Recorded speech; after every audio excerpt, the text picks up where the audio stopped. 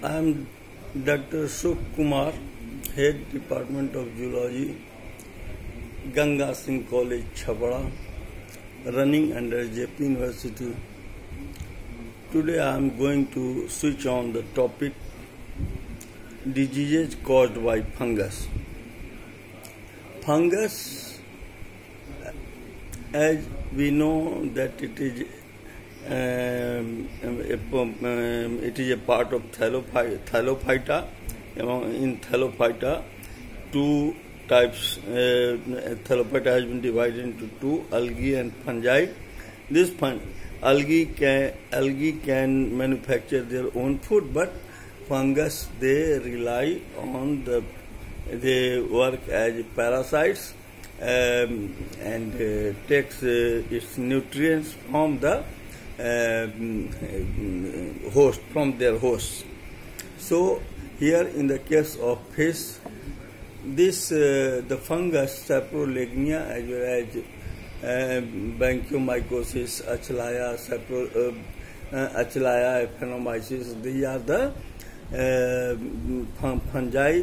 These fungus they infect and they attack the eggs, flies, fingerlings, and adult fish which are being cultured in India, and they are primarily recorded as secondary invader and known to attack the host where it gets injured either mechanically or as a result of infection.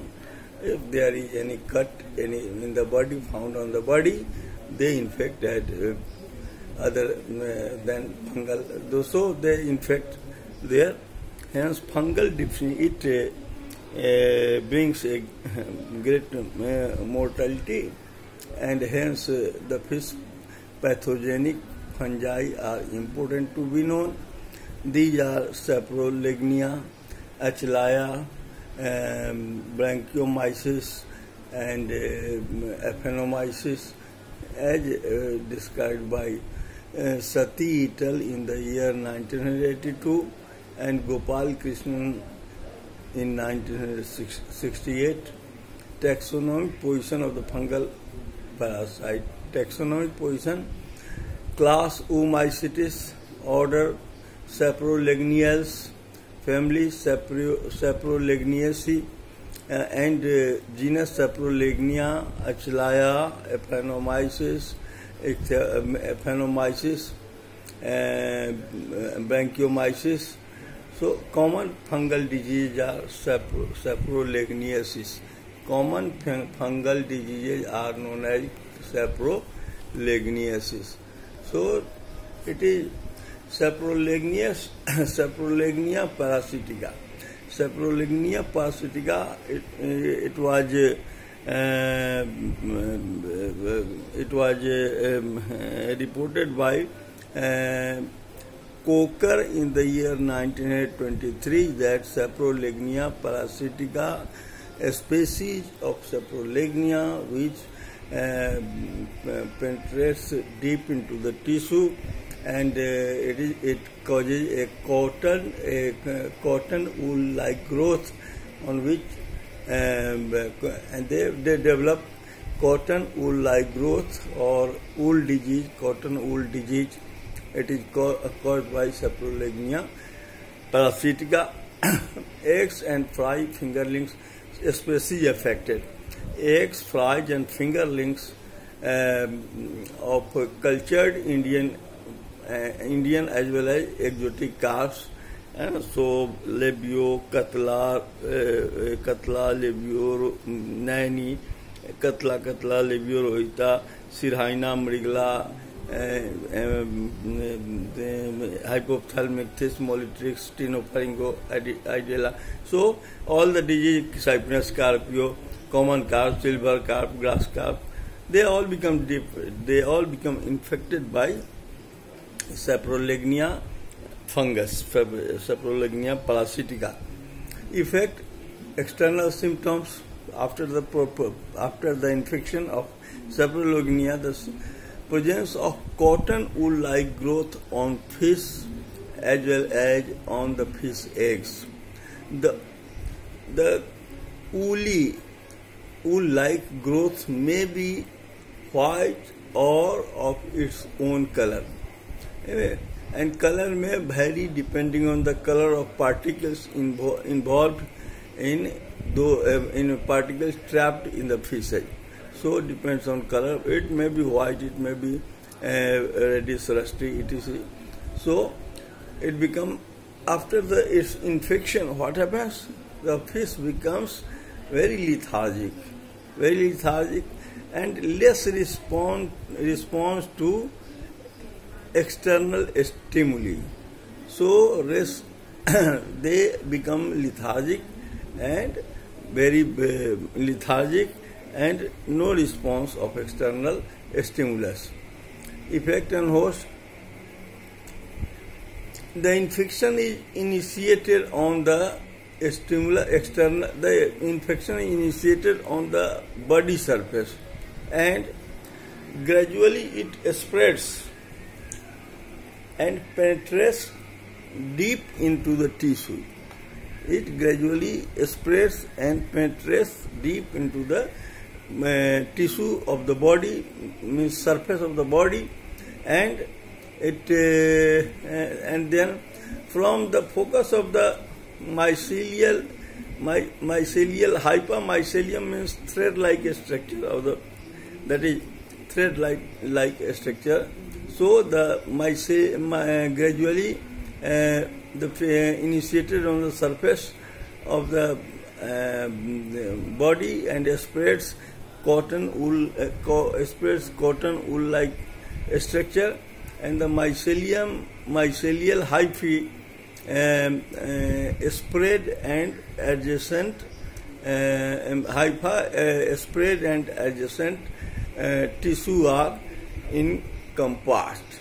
So the above the tissue epidermis, that becomes here above the body surface, it becomes, there appears a colored or white colored woolly structure on the body surface. Effect on host ultimately. So mycotic granuloma in acute cases occurs when the disease progresses. Mycotic granuloma, that is in granulars, it becomes granular. So causative agent is Saprolegnia parasitica. It has already been reported by Coker in the year 1923, and its common name is fish mouls. Its common name is fish mouls, MOULDS, fish mouls. Morphology. Now its structure. The genus Saprolegnia, commonly it is called fish mouls. So genus and it is characterized by filamentous, non-septate, filamentous, no septation, non-septate hyphae without a conspicuous hold-fast organ. So for catching, so there is no hold-fast organ, and simply as a hyphae, that is thread-like structure, and there is no septation, not divided into so many parts. So the other hyphae are filled with cytoplasm. The mycelial hyphae or mycelium branches or mycelial hyphae or mycelium branches, they branches profusely. It has got character that from one is here, the again will generate from this side and it will become 2. Now it will become 3. Now it will become 4. So in this way, 1, 2, 3, 4, 6. So profusely they give life to the other fibrous structure. So it is the hyphae. They have got the characteristic of profusely they branch, one branch, from one branch, two branch, three branch, four, and intertwine to produce. And suppose these are the four, six, then they will go here, they will here, it will grow here, it will grow here, and then it will give a mat-like, it becomes mat-like, matted appearance.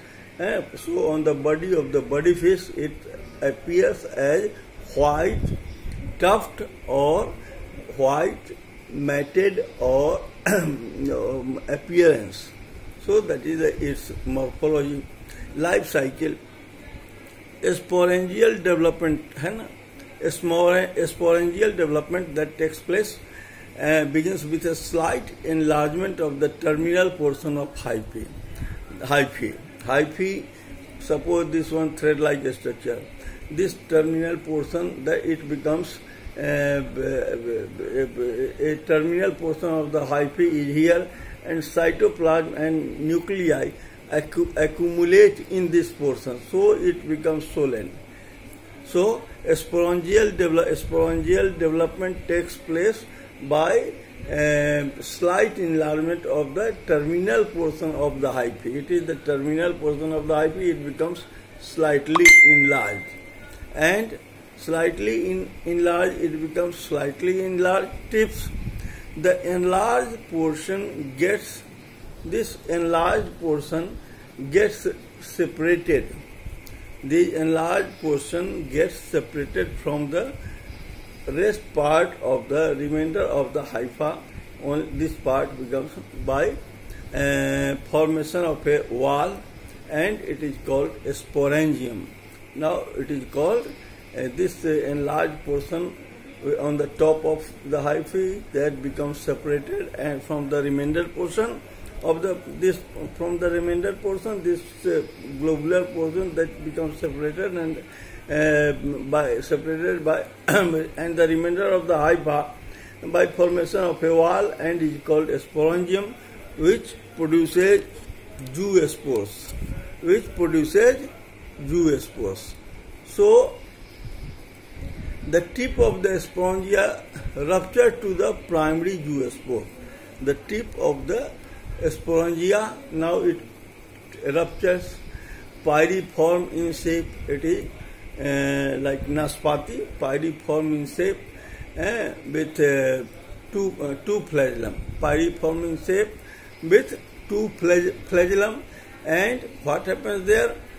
The two flagellum is there. Now the pyriform in shape with two flagellum at the anterior end. So it is pyriform, like naspati, that is pyriform, and there are two flagellum at the anterior end.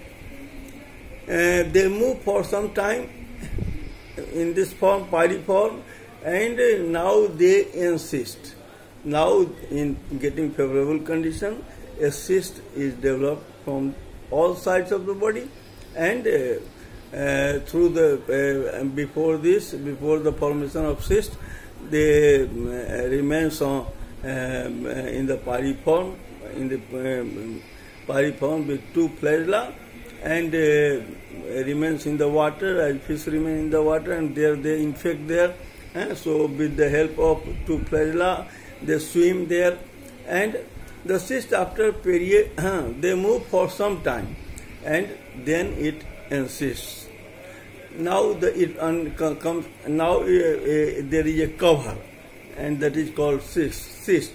The cyst appears after a period, germinate. This cyst appears after a period, generates into hyphae.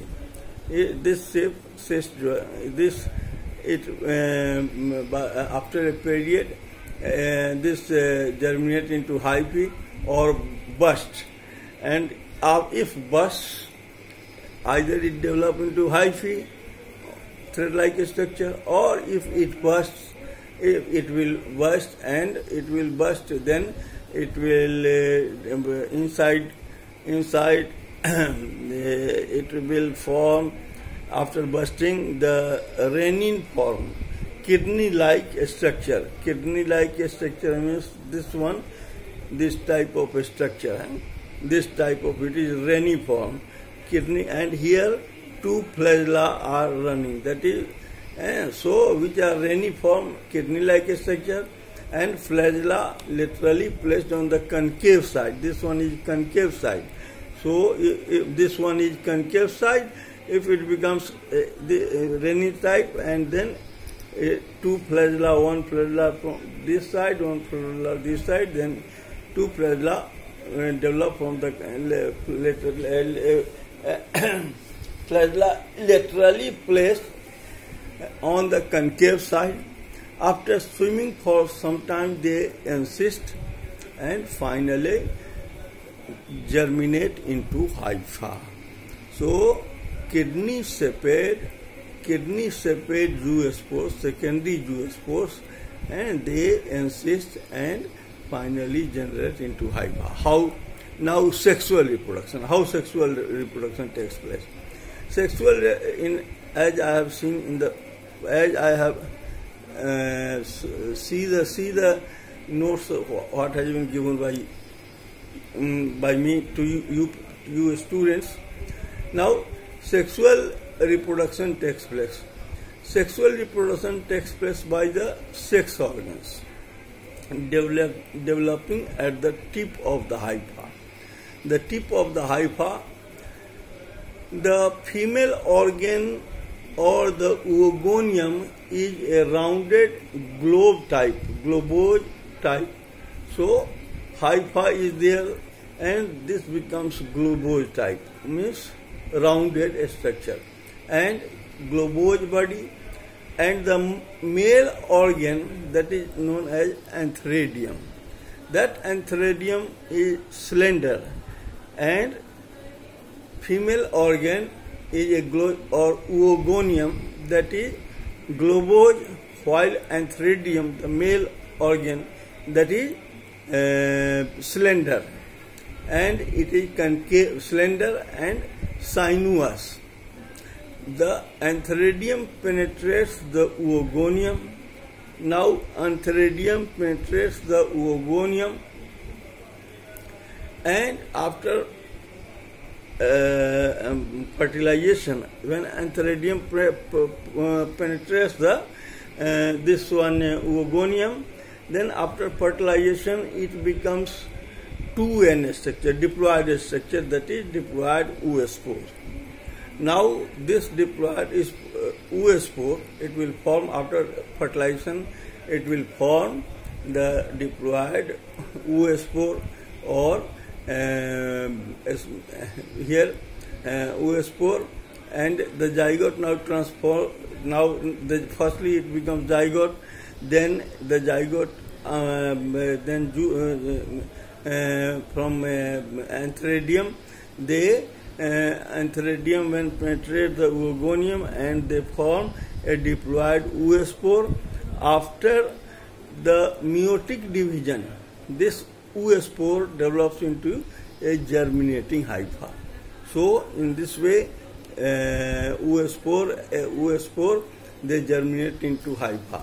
In antheridium, in the case of it is sexual reproduction. In sexual reproduction, oogonium is penetrated by antheridium, and after penetration, there occurs a mixing, the fusion of two gametes, male antheridium and female nucleus, that is oogonium. They form a diploid zoospore or diploid oospore, which becomes encysted, and after meiotic division, this develops into a haploid oospore, and that oospore releases haploid oospore or zoospore, and that develops into hypha. So this is all about the, and in the case of in the asexual reproduction, one hypha that becomes separated, and it develops zoosporangium.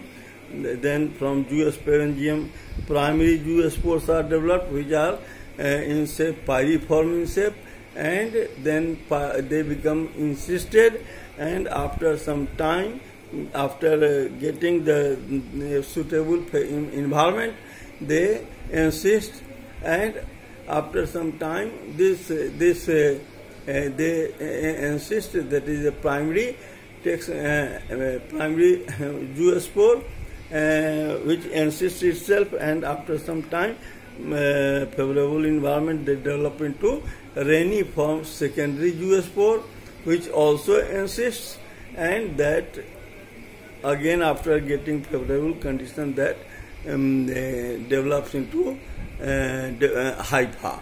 So germinating that cyst develops into hypha. So these are the two methods. First was Antheridium and Oogonium nuclear fusion, that was and formation of diploid oospore, and the germinating hypha from the oospore. And second is again secondary primary zoospores, then secondary zoospore, then they becomes encysted, and after favorable situation they germinate into hypha. Then these are the two life, these are from asexually as well as asexually they develop. Their life cycle is completed in this way. Thank you, thank you, thank you.